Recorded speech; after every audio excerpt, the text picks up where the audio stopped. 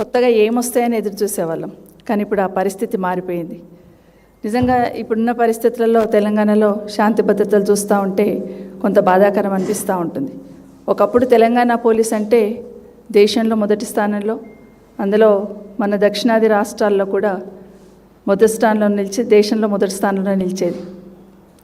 అట్లాంటి పోలీసింగ్ ఈరోజు దేశంలోనే వెనకడుగు వేస్తున్న రాష్ట్రంలో తెలంగాణ ఉందంటే కొంచెం బాధ అనిపిస్తూ ఉంది, ఆందోళన కూడా కనిపిస్తూ ఉంది. ప్రభుత్వాలు మారుతూ ఉంటాయి, మారుతున్నప్పుడు ప్రాధాన్యతలు కూడా మారుతాయి. కానీ ప్రాథమిక బాధ్యత అయిన శాంతి భద్రతలను విస్మరిస్తే రాష్ట్రమే అధోగతి అవుతుందనే దానికి ఈ 2.5 సంవత్సరాలు ఎగ్జాంపుల్. మన రాష్ట్రంలో చూస్తూ ఉన్నాం, శాంతి భద్రతలు అనగానే ఒక రాజకీయ వేధింపులు, ప్రతిపక్షంలో ఉన్న వాళ్ళను ట్రాక్ చేయడం తప్పిస్తే ఏం జరుగుతుంది రాష్ట్రంలో అనేది రివ్యూ చేసుకోవడానికి ప్రభుత్వం సిద్ధంగా ఉండదు. కానీ ఒకటి మాత్రం మనవి చేస్తాను, ఈ ప్రభుత్వానికి తెలంగాణ సాధించుకున్నామంటే ఏదో భౌగోళికంగా సాధించుకున్నది కాదు, ప్రశాంతమైన వాతావరణం ఉండాలి, పెట్టుబడులు వెల్లువల రావాలి, ఈ రాష్ట్రంలో ఉన్న యువత అందరికీ కూడా ఉపాధి దొరకాలనే ఆలోచనతో ఈ రాష్ట్రాన్ని సాధించుకున్నాం. ఆ రాష్ట్రంలో శాంతి భద్రతలు కాపాడాల్సిన బాధ్యత ప్రభుత్వానికి ఉందని ఒకసారి విజ్ఞప్తి చేస్తూ ఉన్నాను. ఎందుకు చేయాల్సి వస్తుందంటే రాష్ట్రానికి ఎక్కడ ఏ చిన్న ఇబ్బంది ఉన్నా శాంతి భద్రతల విషయంలో హోంమంత్రి దగ్గరికి పరిగెత్తేవాళ్ళు. చీమ చిటుకుమన్నా హోంమంత్రికి వెళ్ళి చెప్పుదామనే యాంగిల్లో పరిగెత్తేవాళ్ళు. కానీ రాష్ట్రానికి హోంమంత్రి లేడని ఎందుకంటున్నంటే ముఖ్యమంత్రి గారే హోంమంత్రి, కానీ ఆ బాధ్యతను విస్మరించారేమో అనిపిస్తుంటుంది ఒక్కొక్కసారి. ఎప్పుడు పోయినా కమాండ్ కంట్రోల్లో ముఖ్యమంత్రి గారు సమీక్షలు చేస్తూ ఉంటారు. ఎప్పుడు వింటూ ఉంటాం ఏదో ఒక సమీక్ష చేస్తున్నారు కమాండ్ కంట్రోల్లో, సెక్రటరీ వదిలిపెట్టి కమాండ్ కంట్రోల్కి వెళ్ళారని. అక్కడ వెళ్తున్నప్పుడు ఏం సమీక్ష చేస్తున్నారంటే ఒక హోంశాఖ మీద సంబంధించింది తప్పిస్తే మిగతా అన్ని సమీక్షలు జరుగుతూ ఉంటాయి. రాజకీయ సమీక్షలతో పాటు అన్ని సమీక్షలు అక్కడ జరుగుతూ ఉంటాయి. కానీ కమాండ్ కంట్రోల్, పోలీస్ కమాండ్ కంట్రోల్లో కూర్చొని హోంశాఖను సమీక్షించాలనే ఆలోచన ఈ రాష్ట్ర ముఖ్యమంత్రి గారికి లేదని చెప్పడం నిజంగా చెప్పుకోవాల్సి రావడం బాధాకరం అనిపిస్తుంది. గతంలో కేసీఆర్ గారు హోంశాఖకు సంబంధించి కొన్ని సంస్కరణలు తీసుకొచ్చారు. మనందరికీ తెలుసు, పోలీస్ కమాండ్ కంట్రోల్ ఏర్పాటు చేయడం అనేది ఓన్లీ భద్రత విషయంలో ఒక బాధ్యతగా ఉండాలనే ఆలోచనతో ఈ కమాండ్ కంట్రోల్ ఏర్పాటు చేసుకోవడం జరిగింది. ఎక్కడ హైదరాబాద్లో ఎక్కడ ఏ చిన్న క్రైమ్ జరిగినా అక్కడ కూర్చొని మానిటరింగ్ చేసేటంత సిస్టమ్ డెవలప్ చేయాలనే ఆలోచన గతంలో కేసీఆర్ గారు ప్రభుత్వం చేసింది. అక్కడి నుండి దాదాపు మన హైదరాబాద్లో దగ్గర 10 నుండి 12 లక్షల సీసీ కెమెరాలు ఉంటాయి. అక్కడి నుండే మానిటరింగ్ చేసే సిస్టమ్ని అక్కడ డెవలప్ చేశారు. అసలు నిజంగానే మరి 2.5 సంవత్సరాలలో ఒక్కసారైనా ఉన్న సీసీ కెమెరాలు పనిచేస్తున్నాయా లేదా అని ఒక్కసారైనా సమీక్షించారంటే ఆ రిపోర్ట్ అయితే లేదు. నిజంగా ఆ రోజు కేసీఆర్ గారు ఒక మంచి ఆలోచనతో చేశారు. కమాండ్ కంట్రోల్లో కూర్చొని ఎక్కడో మారుమూలలో, సిటీలో ఎక్కడ మూలలో జరుగుతున్న క్రైమ్ని కూడా మనం అబ్జర్వ్ చేయొచ్చు, ఎక్కడ కావాలంటే అక్కడ ఆ కెమెరాలతో చూడొచ్చు అనే ఆలోచనతో ఆ రోజు కెమెరాలు ఏర్పాటు చేసుకున్నాం. దాని మీద రివ్యూ ఉండదు, ఆలోచన ఉండదు. అట్లాగే రెండవది, దేశంలో ఎక్కడ లేని విధంగా మనం షీ టీమ్స్ ఏర్పాటు చేసుకున్నాం. షీ టీమ్స్ ఏర్పాటు చేసుకొని మహిళల భద్రత మా మొదటి ప్రాధాన్యతని కేసీఆర్ గారు ఆ రోజు మొదలుపెట్టిన కేంద్రాలు ఉన్నాయి. అదేవిధంగా భరోసా కేంద్రాలు ఏర్పాటు చేస్తున్నాం. వాటిని కూడా ఒక్కసారి కూడా ఈ ప్రభుత్వం ఎట్లా ఉంది, ఏం జరుగుతుందని ఆలోచించిన సందర్భం అయితే లేదు. ఎందుకంటే వాళ్ళ ప్రాధాన్యత అంశాలలో షీ టీమ్ లేదని అనిపిస్తూ ఉంది. కాబట్టి అటుపక్క దృష్టి కూడా పెట్టరు. తర్వాత పోలీస్ వెహికల్స్కి కూడా పాత వెహికల్స్ ఉంటే వాటన్నిటిని తీసేసి జీపీఎస్ సౌకర్యంతో పెట్రోలింగ్ వెహికల్స్ పెట్టున్నాం. డయల్ 100 రెస్పాన్స్ టైం కూడా తగ్గించున్నారు ఆ రోజు. ఇవన్నీ చేయడం వల్ల ఆ రోజు పెద్ద పెద్ద కంపెనీలు కూడా ఇక్కడికి రావడం, ఈ రాష్ట్రంలో శాంతి భద్రతలు బాగున్నాయని గూగుల్, అమెజాన్ లాంటి కంపెనీలు ఇక్కడికి రావడం అనేది మనం అందరం చూస్తున్నాం. కానీ ఈ ప్రభుత్వం వచ్చిన తర్వాత ఏమైపోతుందంటే అసలు పట్టపగలే హత్యలు జరుగుతూ ఉన్నాయి. ఐపీఎస్ అధికారికి సంబంధించిన భార్య నిన్న మనం చూస్తున్నాం, నిజంగా బాధాకరం, హత్య జరగడం. ఇవన్నీ చూస్తున్న సందర్భంలో మొన్న పోలీస్ కమిషనర్ మల్కాజ్గిరి తను దిల్సుఖ్ నగర్ బస్ స్టాండ్ దగ్గర నిల్చున్నప్పుడు తనకు అనుభవాలు మనం చూస్తున్నాం. అసలు ఒక సాధారణ మహిళ ఆ ప్లేస్లో ఉంటే పరిస్థితి ఎట్లా ఉంటుంది? తను పోలీస్ ఆఫీసర్ కాబట్టి తట్టుకొని నిలబడింది. కానీ అంతమంది పోకిరీలు వేధిస్తూ ఉంటే ఒక మహిళ పరిస్థితి ఎట్లా ఉంటుంది అనేది స్పష్టంగా ఈ రాష్ట్రంలో ఉన్న మహిళల పట్ల ఉన్నదని అద్దం పట్టింది. ఇవన్నీ ఎందుకు చెప్పాల్సి వస్తుందంటే మనకు ఎన్సీఆర్బి రిపోర్టు చూస్తున్నాం మనం, national crime record bureau report ఏదైతే చూస్తున్నామో దాంట్లో రిపోర్ట్ చూసినప్పుడు తెలంగాణ రాష్ట్రంలో పెరుగుతున్న నేరాలు ఏవైతే ఉన్నాయో శాంతి భద్రతలో తెలంగాణ ఘోరంగా విఫలమైంది అని మాత్రం ఆ రిపోర్ట్ చూసిన తర్వాత స్పష్టంగా అర్థమవుతూ ఉంది. దేశం మొత్తంలో కూడా క్రైమ్ కొంచెం తగ్గుముఖం పట్టిందని ఆ రిపోర్ట్ ఇచ్చింది, కానీ తెలంగాణలో మాత్రం పెరుగుదల ఉంది అని చెప్పి ఆ రిపోర్ట్ ఇచ్చిన సందర్భంలో ఈ ప్రభుత్వం వైఫల్యం కళ్ళగట్టినట్టుగా అనిపిస్తూ ఉంది. నిజంగా చెప్పడానికి బాధ అనిపిస్తుంది. ఎప్పుడు మన పోలీసు మొదటి స్థానంలో ఉంటారు, మన రాష్ట్రంలో శాంతి భద్రతలు బాగుంటాయని చెప్పుకుంటున్న సందర్భంలో ఈరోజు మన పోలీస్ చక్కగా పనిచేయట్లేదు, ఈ ప్రభుత్వం వైఫల్యం చెందింది, మన క్రైమ్ రేట్ పెరిగింది, దేశంలో తగ్గుతూ ఉంటే మన దగ్గర పెరిగిందని చెప్పుకోవడానికి బాధ అనిపిస్తూ ఉంది. దాని వెనకాల ప్రభుత్వ వైఫల్యమే. రాష్ట్రంలో దేశం మొత్తంలో కూడా నేరాల సంఖ్య దాదాపుగా 5.7%, అంటే నియర్లీ 6% అనుకోండి తగ్గింది అనేమో దేశంలో చూపిస్తూ ఉంటే మన తెలంగాణలో మాత్రం 18.7% పెరిగాయి అని చూపించున్నారు. ఇది రాష్ట్రంలో కుప్పకూలిన శాంతి భద్రతలకు నిదర్శనమా కాదా ఒక్కసారి ఆలోచించమని చెప్తా ఉన్నాయి ప్రభుత్వాన్ని. ఒక్కోసారి బాధ అనిపిస్తుంది, నెంబర్ 1 తెలంగాణలో అభివృద్ధిలో నెంబర్ 1లో ఉంటుంటే ఇప్పుడు నేరాలో నెంబర్ 1 అవుతున్నామా అనే బాధ కూడా అనిపిస్తూ ఉంది. ఒక్కసారి చూసుకుంటూ ఉంటే 2003లో 1,83,644 కేసులు నమోదైతే 2024లో 2,17,976 కేసులు నమోదైనట్టు చూపిస్తూ ఉంది. అంటే దాదాపుగా 34,322 కేసులు ఈ ఒక్క సంవత్సరంలో పెరిగాయి. మరి దీనికి బాధ్యత ఎవరు వహించాలి? 18% క్రైమ్ రేట్ రాష్ట్రంలో పెరిగిందంటే బాధ్యత ఎవరు వహించాలనేది ముఖ్యమంత్రి గారు చెప్పాలి. ఎందుకంటే పాలనను గాలికి వదిలేసి ఊరికే ఎక్కడ పోతే అక్కడ ప్రతిపక్షంలో ఉన్న వాళ్ళని తిట్టుకుంటూ ఏమంటారు రాక్షసుడు, సుబాహుడు, మారీచుడు అనుకుంటూ మాట్లాడుతూ ఉంటే మొన్నైతే చాలా ఆశ్చర్యం వేసింది. ఫ్యూచర్ సిటీ ఫౌండేషన్ ఎన్నిక వెళ్ళారు పోలీస్ శాఖకు సంబంధించిన అధికారులందరూ, ఒక సైడ్ డీజీపీ గారు, ఒక సైడ్ సిఎస్ గారు, అధికారులందరూ ఉన్నారు. చాలా గొప్పగా పెట్టుబడులను ఆహ్వానించడానికి ఫోర్త్ సిటీ ఫౌండేషన్ ఇస్తున్నామన్నారు. కానీ అక్కడ పోయి ఏం మాట్లాడారు ముఖ్యమంత్రి గారు? ఏం మాట్లాడారు? రాక్షసులతో పోలుస్తూ ప్రతిపక్షంలో ఉన్న వాళ్ళను రాష్ట్రంకి ఏదో అన్యాయం చేస్తున్నారనే లెవెల్లో మాట్లాడారు. ఇది పెట్టుబడులు ఆహ్వానిస్తున్న ముఖ్యమంత్రి గారు ఈ మాటలు వింటే పెట్టుబడులు పెట్టేవాళ్ళు ఈ రాష్ట్రానికి వస్తారా? మారీచుడు అంటే యజ్ఞాలను భగ్నం చేసేవాళ్ళు, అంటే మీరు చేస్తున్న యజ్ఞాన్ని ఎవరో భగ్నం చేస్తున్న లెవెల్లో మీరు మాట్లాడుతుంటే ఈ రాష్ట్రానికి పెట్టుబడులు పెట్టడానికి ఎవరు వస్తారు? పెట్టుబడులు రానప్పుడు ఉపాధి ఎట్లా దొరుకుతుంది? పక్కన అధికారులను కూర్చోబెట్టుకొని మాట్లాడే మాటలేనా ముఖ్యమంత్రి గారని అడుగుతా ఉన్నాను. ఇప్పుడే కాదు, ఎక్కడ ఏ మీటింగ్ పోయినా కూడా ముఖ్యమంత్రి గారి మాటలు ఒకే రకంగా ఉంటాయి. దాదాపుగా 2 సంవత్సరాల నుండి చూస్తూ ఉన్నాం మనం.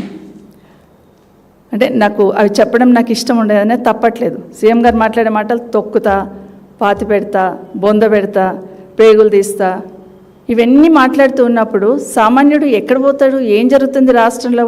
తండ్రిలా కాపాడాల్సిన ముఖ్యమంత్రి గారి నోటి నుండి ఈ మాటలు వస్తూ ఉంటే కింద ఏదైనా సమస్య ఎదుర్కొంటున్న సామాన్యుడు ఎక్కడ పోతాడని ముఖ్యమంత్రి గారిని అడుగుతా ఉన్నాను. నిజంగా ఒక్కసారి ఆలోచించండి. నేను ఇప్పుడే మాట్లాడుతున్నప్పుడు ఐపీఎస్ అధికారి భార్య హత్య జరగడం, కోర్ సిటీలో నిత్యం రద్దీగా ఉండే సిటీలో హత్య జరగడం తప్పించుకోవడం. మొన్న కరీంనగర్లో ఒక నగల షాప్లో ఏ విధంగా బీభత్సం సృష్టించారో, ఏ విధంగా నగలు తీసుకెళ్ళి పారిపోయారో, కూతవేట్లో సెంట్రల్ కేంద్ర సహాయ శాఖ మంత్రి గారు ఉన్నా కూడా అట్లాంటి పరిస్థితి వచ్చిందంటే ఈ రాష్ట్రంలో శాంతి భద్రతలు ఎట్లా ఉన్నాయనే దానికి అద్దం పడుతుంది. అది పక్కన సెంట్రల్ హోమ్ మినిస్టర్ గారి ప్రోగ్రాం కూతవేట్లో జరుగుతుంది. అక్కడ నిర్భయంగా గన్స్ తీసుకొని ఆ షాప్లో బెదిరించి నగలు ఏ విధంగా తీసుకెళ్లారనే దానికి ఈ రాష్ట్రంలో శాంతి భద్రతలకు అద్దం పడుతుంది. కేంద్ర హోంశాఖ మంత్రి గారన్నా నెక్స్ట్ డే రివ్యూ చేసి అధికారంలో ఉన్న ఇక్కడ తెలంగాణలో ఉన్న పోలీస్ అధికారులను పిలిచి రివ్యూ చేయాల్సిన బాధ్యతను కూడా విస్మరించున్నారు కేంద్ర హోంశాఖ మంత్రి గారు కూడా. ఒకవేళ రాష్ట్రం నెగ్లెక్ట్ చేస్తే కేంద్రం ఇమీడియట్గా రియాక్ట్ అవ్వాలి. అట్లాంటిది మీ కార్యక్రమం పక్కనే జరుగుతూ ఉన్నప్పుడు, రాష్ట్రంలో ఈ విధంగా ఇన్సిడెంట్ జరిగినప్పుడు రాష్ట్ర ప్రభుత్వం రివ్యూ చేయాలి ఇమీడియట్గా. రాష్ట్ర ప్రభుత్వం కనీసం వాళ్ళకు క్లారిఫికేషన్ కూడా అడగనట్టుంది. ఏం జరిగింది అని కూడా ప్రభుత్వం నుండి నివేదిక కూడా అధికారుల దగ్గర నుండి తెప్పించుకునే తీరిక ఈ రాష్ట్ర ముఖ్యమంత్రి గారికి లేదు. అలాంటి నివేదిక తెప్పించుకున్నట్టు కూడా కనిపించలేదు. మరి పక్కనే ఉన్న కేంద్ర హోంశాఖ మంత్రి గారైనా నెక్స్ట్ డే ఇమీడియట్గా రాష్ట్ర డీజీపీ గారిని పిలిచి రివ్యూ తీసుకోవాల్సిన సందర్భం, అది మర్చిపోయారు. ఇట్లాగే కాకుండా మనం చూస్తూ ఉన్నాం, గతంలో ప్రపంచ సుందరి మనుల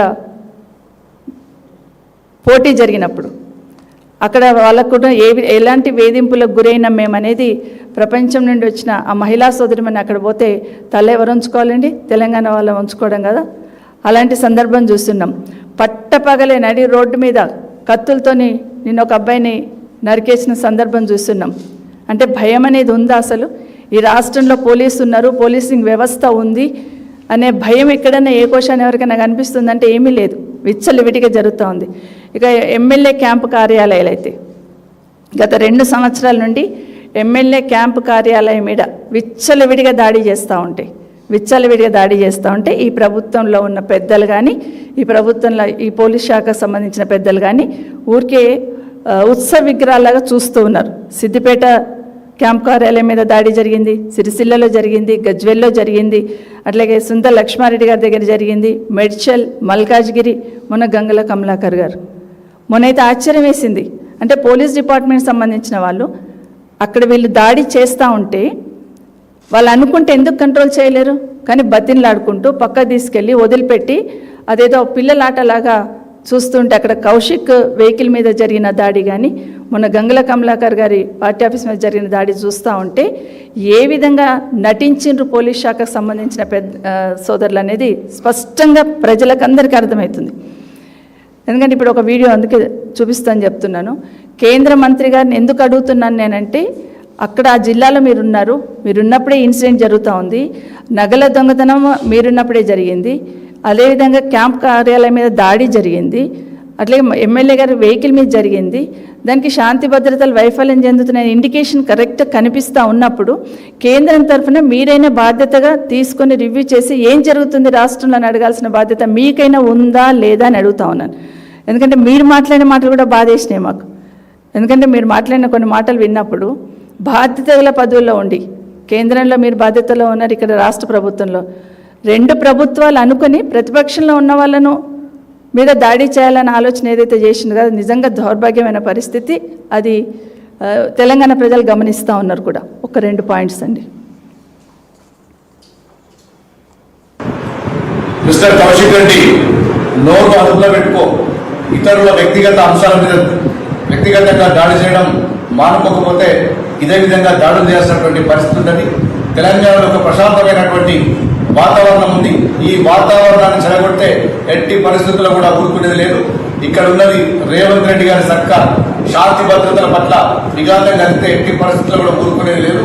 నువ్వు ఎన్నోసార్లు మీరు మీ నాయకులు ముఖ్యమంత్రి రేవంత్ రెడ్డి గారి మీద, అధికారుల మీద, కేంద్ర మంత్రుల మీద ఇష్టానుసారం మాట్లాడేందుకు ఇప్పటిదాకా నడిచింది, ఇప్పటిదాకా నడవదు, ఇక్కడ నుంచి నడవదని చెప్తున్నా. ఇప్పటికైనా మీరు ఒళ్ళు దగ్గర పెట్టుకొని మాట్లాడండి. మీరు మీ కేటీఆర్ కావచ్చు, హరీష్ రావు కావచ్చు, ఎవరైనా ఒళ్ళు దగ్గర పెట్టుకొని మాట్లాడండి.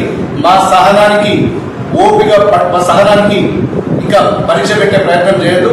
ఇక్కడ నుంచి మీరు పిచ్చి కూతరు మారకపోతే, వ్యక్తిగతంగా దాడులు కనుక మీరు మారకపోతే ఎక్కడ దొరికితే అక్కడ మిమ్మల్ని దాడులు చేసేటువంటి పరిస్థితి. ఇప్పటికైనా బుద్ధి తెచ్చుకో. ఇదొక కలిసికండి, నీకు ఒక పునర్జన్మ అనుకో. ఇక్కడ కరీంనగర్లా ఇప్పటికే కనీసం కొట్టకుండా వదిలేసిండ్రు. ఇక్కడ నుంచి నోరు అదుపులో పెట్టకపోతే ఎక్కడ దొరికితే అక్కడ అందరూ కూడా ప్రజలందరూ కూడా తిరగబడి కొట్టాల్సి వస్తుంది మిమ్మల్ని, మీ పార్టీ నాయకుల్ని. రాజకీయాల హుందాగా ఉండాలి, ఒక హుందాతరంగా ఉండాలి, మంచి భాష మాట్లాడాలి. అదంతా పోయి ఇష్టం. బండి గారిది లేదా? సంజయ్ గారిది ఉందా? మీరు మేము కొట్లాడుకుని కాదు, కాంగ్రెస్ బీజేపీ కొట్లాడుకుని కాదు. ఇప్పుడు అక్కడక్కడ కొంచెం ఉన్న బీఆర్ఎస్ పార్టీ ఆయన బొంద పెట్టాలి ఫస్ట్. అదొక పాయింట్. మీరు మేము కొట్లాడుకుని కాదు. కాంగ్రెస్ కేంద్ర మంత్రివర్యులు ఏం చెప్తున్నారు? బీజేపీ కాంగ్రెస్ కొట్లాడుకుంటూ కాదు, బీఆర్ఎస్ పార్టీని పొందబెట్టాలి, ముందు ఆ పని చూద్దాం అంటున్నారు. ఒక ఎమ్మెల్యే గారు ఏమంటున్నారు, దాడి చేస్తాము, మీరు మాట్లాడిన మాటలకు దాడి చేస్తాం అంటున్నారు. మరి ముఖ్యమంత్రి గారు మాట్లాడిన మాటలకు గత 2 సంవత్సరాలు ముఖ్యమంత్రి గారు ఎన్ని మాటలు మాట్లాడారు? ఆ మాటలకు ఎన్నిసార్లు దాడి చేయాలి అట్లంటే? కానీ మా సంస్కృతి అది కాదు. మాటలు మాట్లాడుతున్నప్పుడు ఒళ్ళు దగ్గర పెట్టుకొని మాట్లాడండి అంటున్నారు గౌరవ శాసనసభ్యులు. ఎస్, అందరం అదే చేద్దాం. ఒళ్ళు దగ్గర పెట్టుకొని మాట్లాడమే నేర్చుకుందాం మనం. ఎందుకంటే ఈరోజు మాట్లాడుతూ బండి సంజయ్ గారు గౌరవ మంత్రివర్యులు రాష్ట్ర ప్రభుత్వానికి ఇలా జరిగిందని గట్టిగా అధికారులను పిలిచి మందలించాల్సింది పోయి మనిద్దరం కలిసి కేంద్ర రాష్ట్ర ప్రభుత్వాలు 2 కలిసి బీఆర్ఎస్ పార్టీని పొందబెడదామనే లెవెల్లో మాట్లాడుతున్నారు. ఇదెక్కడ సంస్కృతి? శాంతి భద్రతలు కాపాడాలన్నా లేకపోతే ప్రతిపక్షంలో పోలీస్ వాళ్ళకి ఏం డైరెక్షన్ ఇస్తున్నారండి మీరు? సెంట్రల్ గవర్నమెంట్ రాష్ట్ర ప్రభుత్వం 2 కలిసి, సెంట్రల్ హోమ్ మినిస్టర్ గారు బండి సంజయ్ గారు, రాష్ట్ర ప్రభుత్వంలో ఉన్న గౌరవ ముఖ్యమంత్రి గారు ఇద్దరు కలిసి పోలీస్ శాఖకి ఏమి ఇస్తున్నారు మీరు ఆదేశాలు? ప్రతిపక్షంలో ఉన్న వాళ్ళని టైట్ చేయండి, ప్రతిపక్షంలో ఉన్న వాళ్ళను కేసులు పెట్టండి, సోషల్ మీడియాలో ప్రతిపక్షంలో బీఆర్ఎస్ వాళ్ళు ఎవరైనా ఉంటే ఇమీడియట్గా కేసులు పెట్టండి, వాళ్ళని తీసుకొచ్చి స్టేషన్లో కూర్చోబెట్టండి. ఎంత దారుణం అయిపోయిందంటే, చిన్న ఎగ్జాంపుల్ చెప్పాలి ఈ సందర్భంలో. మొన్న ఈ మధ్య వికారాబాద్ వెళ్ళాను నేను.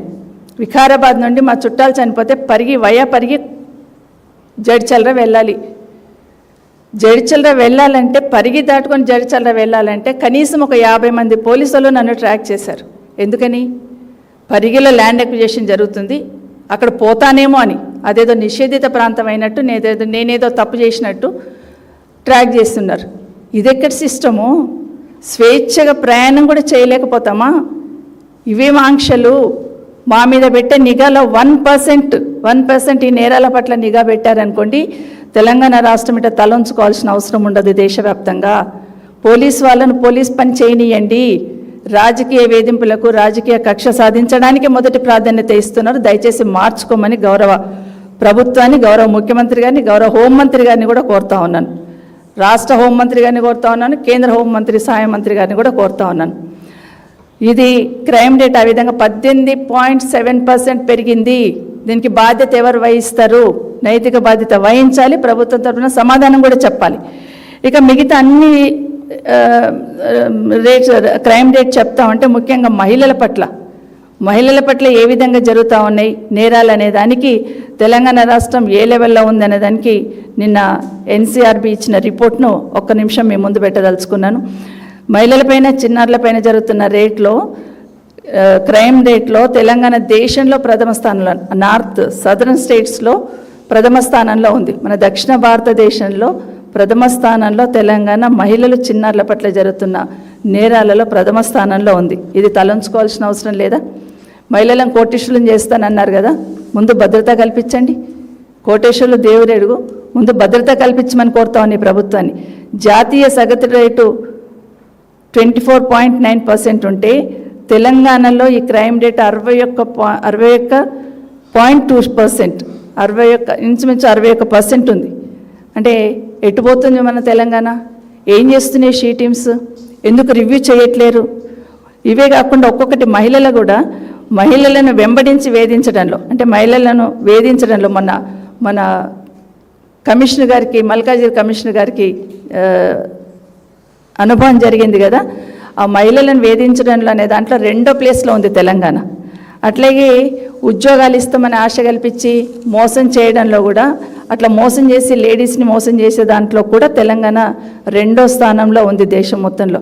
అట్లాగే చిన్నారుల పైన కూడా ఈ క్రైమ్ రేట్ దేశంలో 2వ స్థానంలో ఉన్నాం. ముఖ్యంగా ఎస్టీకి సంబంధించిన చిన్నారుల పైన మాత్రం 4వ స్థానంలో ఉన్నాం.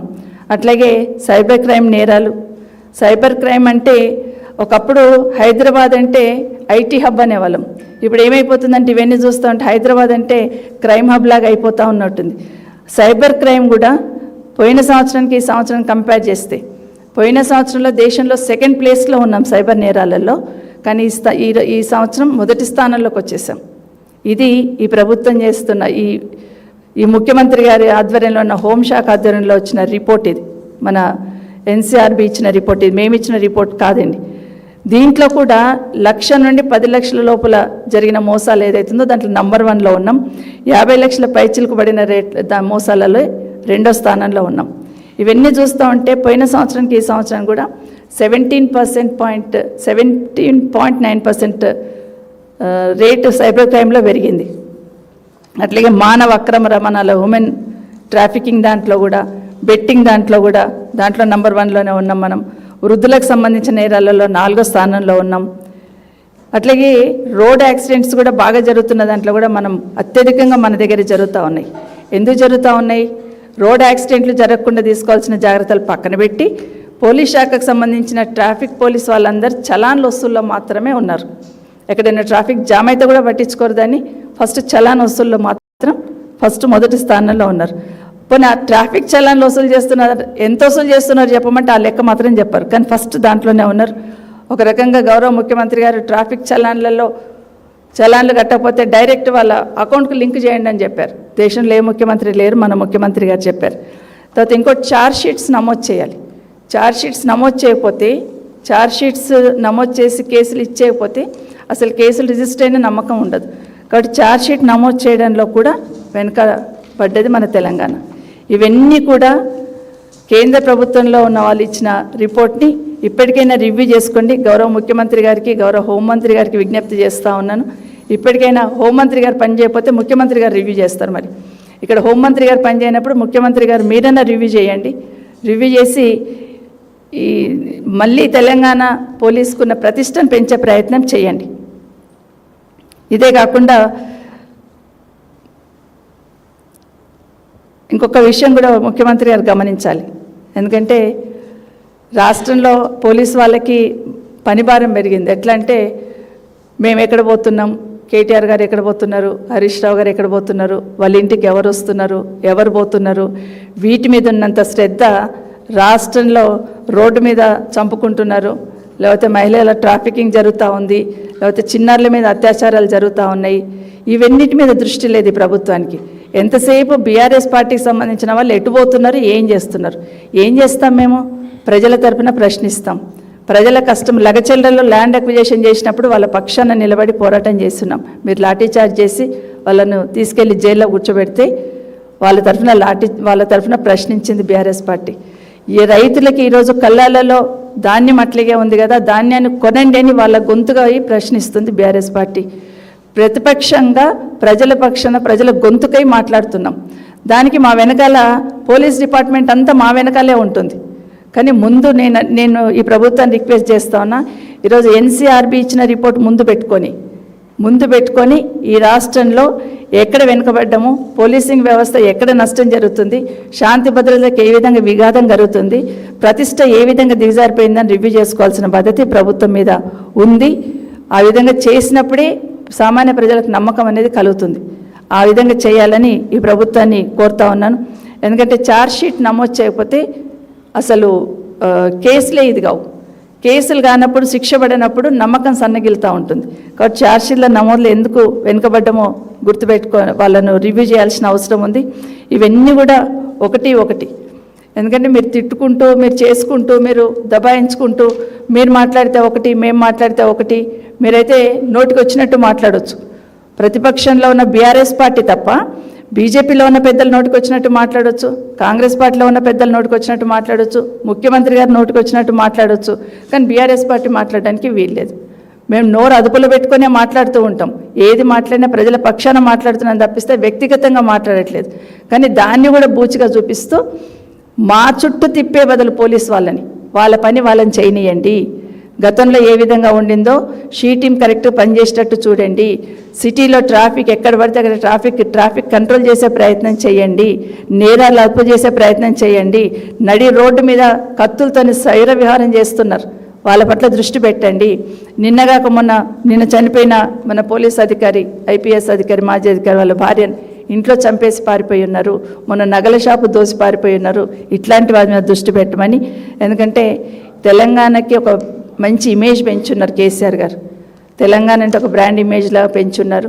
అన్ని రంగాలలో ముందు తీసుకుపోయి రైతులకు అండగా ఉన్నారు. ఆ రోజు తాగునీటికి సమస్య లేకుండా మిషన్ భగీరథ ద్వారా చూస్తున్నారు.